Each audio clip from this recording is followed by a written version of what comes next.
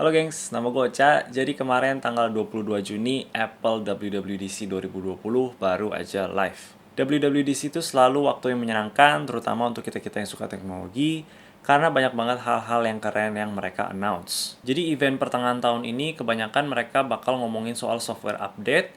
Kalau ngomongin soal announcement iPhone baru, kayak iPhone 12 nanti, kita bisa expect di bulan September. Walaupun ini cuma software update, tapi tetap aja ada beberapa hal yang menarik, jadi ayo kita lihat. Yang pertama, iOS 14. Kita bisa bilang iOS itu sejak iPhone yang pertama sampai iPhone yang sekarang masih belum terlalu berubah. Selalu kayak gini dan nggak bisa diapa-apain. Ini hal yang bikin gue frustasi banget sebenarnya karena gue ngerasa homepage-nya itu jadi berantakan. Nggak seperti Android yang kita bisa customize sesuka hati. Gue sekarang lagi ngeproses nge-review iPhone SE dan spoiler gue ada ngomel soal ini di videonya. Tapi kelihatannya iOS 14 ini bakal jadi jawaban untuk problem ini. Jadi sekarang widget di iPhone udah bisa dipindah-pindahin dan bisa dibesarin dan kecilin sesuai keinginan. Gue yakin pasti nggak sebebas kayak Android, tapi at least sekarang kita bisa customize homepage-nya iPhone. Oke, seterusnya App Library. Jadi kalau misalnya iPhone kalian kebanyakan pages-nya atau foldernya sampai bikin kalian pusing, sekarang kita bisa hide pages-nya biar nggak berantakan. Jadi App Library ini basically kayak laci buat kita taruh semua app yang kita punya, mirip yang kayak di Android.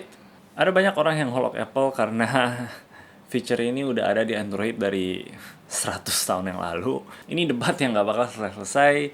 Oh, Android tiru-tiru Apple, Apple tiru-tiru Android. Gua personally sih nggak apa-apa kalau mereka saling meniru-meniru.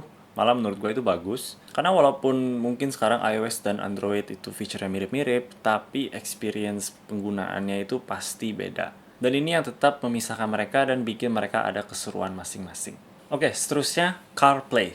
Jadi CarPlay sebenarnya udah lama di iPhone. Jadi kalau misalnya mobil kalian bisa support CarPlay, kalian bakal bisa punya layar seperti ini di mobil kalian. Tapi yang bikin keren itu nanti CarPlay bisa jadi digital kunci buat mobil kalian. Meaning kalian bisa nyetir tanpa harus bawa kunci, cukup hanya bawa HP. Dan yang bikin lebih keren lagi, nanti bisa namanya share key.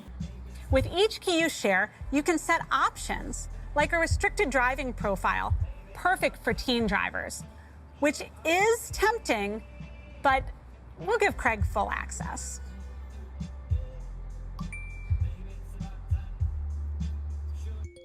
Full access? Thanks, Emily. Jadi kalian bisa share key ke orang lain, mungkin ke family member, biar mereka bisa unlock dan juga nyetir mobilnya pakai HP mereka. Jadi kalian bisa pilih bisa kasih full access atau kasih limitasi. Gue masih not sure limitasinya itu apa. Gue kepikiran mungkin bisa kasih limit kecepatan. Jadi ini bagus buat misalnya mau pinjemin mobilnya ke anak, kita bisa limit kecepatannya biar mereka nggak ngebut-ngebut. Tapi gue masih not sure apa karena di demonya mereka nggak terlalu jelasin sampai full.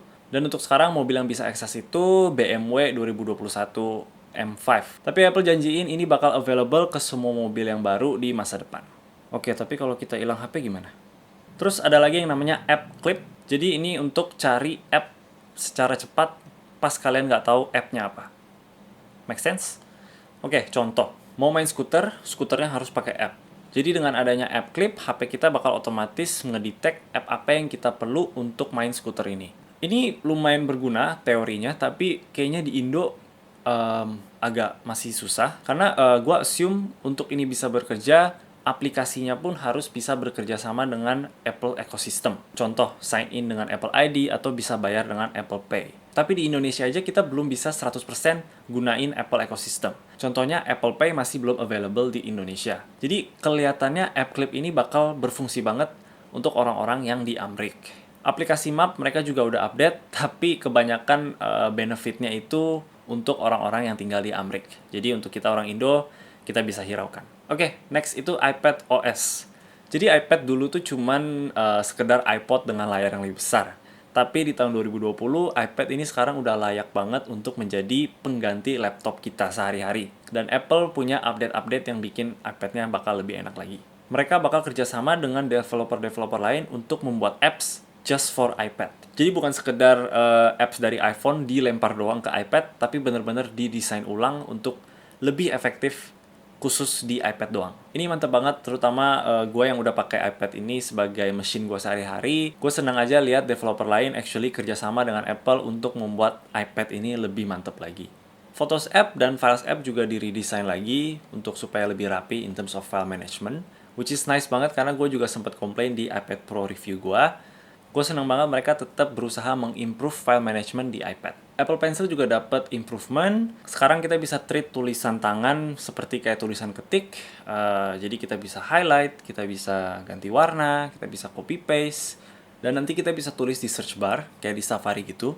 Jadi kita nggak perlu ketik lagi. Dan kita juga bisa coret buat hapus. AirPods juga bakal lebih pinter lagi. Jadi kalau misalnya kalian denger lagu di iPhone, terus mau pindah nonton di iPad, AirPods-nya bakal otomatis kepindah. Dan kalau kalian mau pindah lagi ke laptop, AirPods-nya juga otomatis kepindah. Dan AirPods Pro juga bakal ada surround sound effect. Jadi kayak pas nonton di bioskop, kayak suaranya di semua sisi. Apple Watch juga ada di update. Lumayan banyak update-nya, tapi karena gue nggak pernah punya Apple Watch, jadi gue sebenarnya nggak terlalu ngerti. Tapi ada satu yang lumayan unik, itu bisa detect kalau kita lagi cuci tangan. Jadi jamnya bakal kayak start countdown gitu, kayaknya 20 detik, biar kita cuci tangan selama durasi itu. macOS juga bakal dapat update, dan namanya sekarang bakal macOS Big Sur. Banyak icons yang di-redesign, dan juga sekarang ada control center yang mirip banget desainnya sama control center di iPad, dan more widgets, artinya more fun. Tapi itu cuma softwarenya aja. Menurut gua di balik itu ada yang lebih penting lagi, kenapa mereka update macOS in the first place. Karena mereka mau introduce chip mereka sendiri. Jadi udah bertahun-tahun Apple MacBook pakai chipnya Intel seperti laptop-laptop yang lain, dan akhirnya sekarang mereka keluarin chip mereka sendiri untuk MacBook. Jadi sebenarnya ini pattern yang kelihatan dan udah expected banget dari Apple. Mereka bisa bikin chip yang kuat banget buat iPhone dan iPad mereka. Mereka juga pasti bisa bikin chip untuk laptop mereka. Dan akhirnya hampir 10 tahun lebih, mereka bisa keluarin laptop mereka dengan chip Apple sendiri. Jadi di videonya mereka udah demo, mereka pakai chipnya untuk Photoshop, Lightroom, Final Cut Pro, dan bahkan gaming. Walaupun sebenarnya gamingnya agak blur sih. Tapi nggak masalah karena gue yakin nggak ada yang beli MacBook untuk gaming. Jadi kelihatannya chip ini bisa kerjain hal-hal yang berat dan kompleks, hal-hal yang orang pro butuhkan. Yang bikin bingung itu nanti MacBook yang masih pakai Intel bakal barengan dijual dengan MacBook dengan chipnya Apple. Jadi untuk sekarang dan mungkin 2-3 tahun ke depan, kalau kita mau beli MacBook, kita masih harus pilih yang Intel atau pilih yang Apple chip. Tapi ini expected setelah 2-3 tahun, mereka bakal completely nggak pakai Intel lagi dan fokus di Apple chip mereka. Oke, jadi itu aja update-update yang menurut gue menarik. Sebenarnya banyak update-update yang gue nggak sebutkan, karena beberapa itu cuma minor, dan ada juga beberapa update yang gue liatnya sih hanya benefit orang-orang yang di Amerika. Oke, jadi ini rangkuman gue dari WWDC kemarin malam. Jadi untuk kalian yang mungkin nggak sempat nonton, sekarang kalian bisa expect apa yang Apple janjiin di masa depan. Oke, itu aja dari gue. Semoga kalian enjoy videonya. Thank you yang udah nonton.